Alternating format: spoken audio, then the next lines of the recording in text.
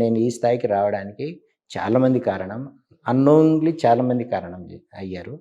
So, నేను కూడా 10 మందికి హెల్ప్ చేయాలి అనే ఆ ఉద్దేశ్యంతో ముందు మెడికల్ క్యాంప్ పెట్టాను మేడం 2008లో మా ఊర్లో. మెడికల్ క్యాంపులు ఉంటే అక్కడ మా ఊరు టీచర్స్ అందరూ కలిసేసేసి నువ్వు మెడికల్ క్యాంప్‌తోనే కాదు స్కూల్స్‌కి ఏదైనా ఇచ్చేయండి అంటే అప్పుడు నేను స్కూల్స్‌కి బెంచ్‌లు ఇవ్వడం. అవును. ఆహా! అవి సేవా కార్యక్రమాలు కొన్ని చేశారు. బెంచ్‌లు ఇచ్చిన తర్వాత లేదు లేదు బెంచ్ సరిపోదు. మరి ప్రైమరీ లాస్ట్ గవర్నమెంట్‌లో టీఆర్ఎస్ గవర్నమెంట్‌లో ప్రైమరీ స్కూల్స్‌కి టీచర్సే లేరు మేడం కొన్ని స్కూల్స్‌కు. ప్లస్ 1-5th వరకు ఒక టీచరే ఉంటారు మేడం. అక్కడ ఒక 30, 20 స్టూడెంట్స్ ఉంటారు. మీకు వీలైనంత సేవా కార్యక్రమాలు చేసుకుంటూ వచ్చారు. చేశాను. నన్ను చూసి మా పక్క ఊరు ఆ విధంగా చాలామంది ఇన్‌స్పైర్ అయ్యి వాళ్ళు విద్య వాలంటీర్ చేస్తున్నారు కూడా మేడం. అది నాకు అంటే నేను ఒక రకంగా చిన్నగా అచీవ్‌మెంట్ అయినట్టే అనిపిస్తుంది మేడం. 4, 5 విలేజ్‌లో నేను వాళ్ళ ఊర్లో ఎంప్లాయీస్‌ని అడిగాను. అరే! మీరు ఇవ్వకపోతే నేను ఇస్తాను. మీరు ఇస్తే సంతోషం అంటే వాళ్ళు కలెక్ట్ చేసి విద్య వాలంటీర్‌గా ఇస్తున్నారు మేడం. హ్మ్. హ్మ్. సో, దట్ వే ఆ విధంగా నా పరిస్థితుల్లో ఉండింది. అలాంటప్పుడు మహేష్ కుమార్ గౌడ్ అని పీసీసీ ప్రెసిడెంట్ కూడా మా పక్క ఊరే. చిన్నప్పటి నుంచి అంటే అతను ఎప్పుడు చూస్తున్నానంటే నా ఎన్టీఆర్ మేము డిగ్రీ ఉన్నప్పుడు మహేష్ కుమార్‌ని చూశాను. అతను కాంగ్రెస్ ఎన్ఎస్‌యుఐ ప్రెసిడెంట్ ఉండే. ఓహ్! ఆయన అతనికి ఇన్‌ఫ్లూయెన్స్ ఎక్కువ ఉందా అయితే మీ మీద? ఇన్‌ఫ్లూయెన్స్ ఏం లేదు మేడం. అంటే అతను అప్పటి నుంచి కష్టపడుతున్నాడు. పార్టీ కొరకు చేస్తున్నాడు. మనం కూడా మా పక్క ఊరే కాబట్టి చేస్తారా అంటే ఓకే. కాంగ్రెస్ నుంచి ఇస్తానని కాంగ్రెస్‌లో జాయిన్ అయ్యాను అంతే మేడం.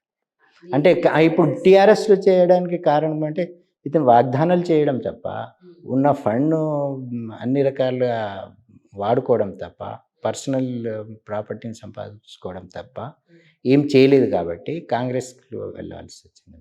రైట్. ఇప్పటివరకు మీ యూపీఎస్సీ జర్నీ గురించి తెలుసుకున్నాము. అవును. అంటే ఇప్పుడు రాజకీయంగా మీరిప్పుడు ఉన్నారు కాబట్టి 2, 3 క్వెషన్‌లు వేస్తానంతే. కానీ కాంగ్రెస్ రేవంత్ రెడ్డి గారు ఇచ్చిన హామీలు నెరవేర్చలేదు అనేది చాలామంది మాట్లాడుతున్న మాట. ఈ విషయంలో మీరేమంటారు మరి? అంటే ఒకటైతే గవర్నమెంట్ దగ్గర డబ్బులు లేదు మేడం. అది దాన్ని సమకూర్చుకుంటూ అతను హామీలు ఒక్కొక్కటి సార్ చేసుకుంటూ వస్తున్నాడు. తెలంగాణకి ఉద్యో ఇన్‌కమ్ ఉద్యో లేకపోవడం ఏంటి సార్? ఏం ఉద్యో మాట్లాడుతున్నారు? కంపారిటివ్‌లీ ఆంధ్ర, తెలంగాణ ఈస్ సస్యశ్యామలంగా ఉంది గట్టిగా సస్యశ్యామలం చెప్పాలంటే. ఉంది గానీ ఆ! ఫండ్ అయితే ఇప్పుడు ప్రెజెంట్ వాళ్ళ దగ్గర లేదు మేడం. అవును మరి. ఆ! వచ్చిన పార్టీ వాళ్ళందరూ తినేస్తే ఇక తినేస్తా. ప్రజలకేం యెస్. మిగులుతుంది చెప్పండి? అది జరిగింది ఆ! మేడం. అది జరిగింది కాబట్టి అతనేమో ఉద్యోగాలు ఇస్తానన్నాడు మేడం. హ్మ్. ఉద్యోగాలు ఇచ్చాడు. నేను హ్మ్. ఈ మధ్యన అంటే స్కూల్స్ అంటే నాకు తెలిసిన ఏరియాలోనే వెళ్తాను మేడం. అదేనండి. స్కూల్స్ చాలా తిరిగాను మేడం. హ్మ్. స్కూల్స్‌లో ప్రతి ప్రైమరీ స్కూల్స్‌లో ఇప్పుడు విద్యా వాలంటీర్ మేము అంతకుముందు డబ్బులు ఇచ్చేవాళ్ళం. మాకు అవసరం లేదు మేడం. విద్యా వాలంటీర్‌కి మేము పే చేయట్లేదు. స్కూల్స్‌లో యూనిఫార్మ్ గాని, మధ్యాహ్నం భోజనం అప్పుడు కూడా పెట్టారు. కానీ యూనిఫార్మ్ టీచర్స్ ఇప్పుడు హైలీ క్వాలిఫైడ్ టీచర్స్ గవర్నమెంట్ స్కూల్స్‌లో ఉన్నారు.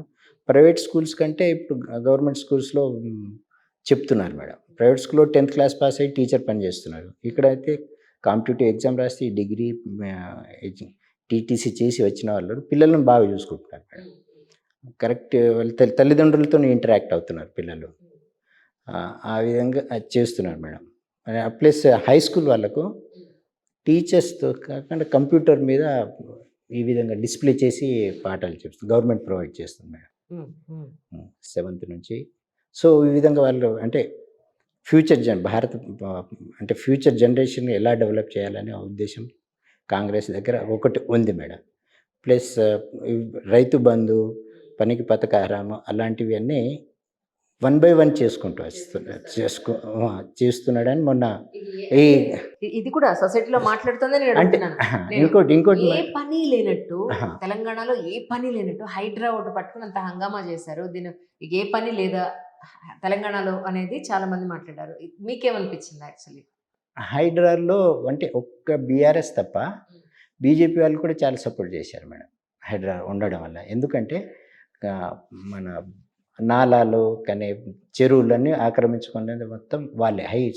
కాంగ్రెస్ అనే కాదు, బీజేపీ అనే కాదు. హై సొసైటీ వాళ్ళు ఉన్నారు చూడండి. వాళ్ళు ఆక్రమించి వాళ్ళని కూలగొడుతున్నారు మేడం. అందులో కొంచెం మిడిల్ క్లాస్ వాళ్ళు కూడా ఎక్కడెక్కడ దళారులు అమ్మేసిన ప్లాట్లు కూడా కొల్లగొట్టాల్సి వస్తుంది. ప్రత్యక్ష రాజకీయాల్లోకి నెక్స్ట్ ఎలక్షన్స్‌కి మీరొచ్చే అవకాశం ఏదైనా ఉందా అండి? నేను ప్రత్యక్ష రాజకీయంలో అంత తట్టుకునే ఇది లేదనుకుంటాను మేడం. అంటే అవకాశం ఇస్తే మాత్రం నేను అంటే సర్వీస్ చేద్దామనే మోటివేషన్ అయితే ఉంది మేడం నాకు.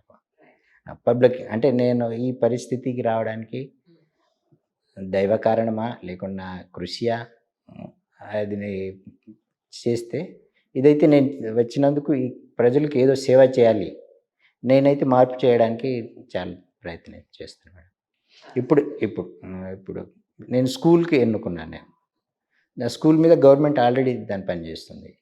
ఇప్పుడు ప్లస్ ఆ విధంగా ఏదైనా మోడల్ నా నియోజకవర్గం అయితే మోడల్ నియోజకవర్గం చేయగలనని నాకు కాన్ఫిడెన్స్ ఉంది మేడం. సూపర్ అండి. Thank you so much for your time sir. Thank నమస్కారం యూ సార్. నమస్కారం. Thank you.